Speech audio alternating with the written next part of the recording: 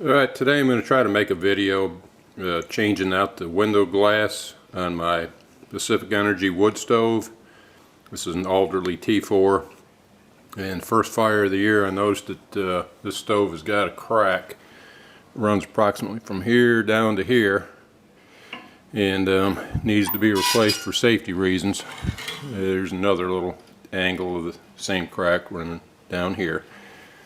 First thing I need to do is remove this stop that's holding the door in place right there. So I'm going to take a 3/8 of an inch socket.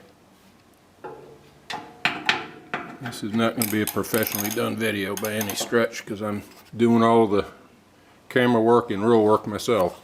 So hold on.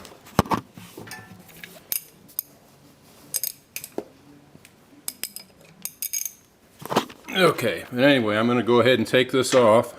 Here, there's 2 bolts to unbolt.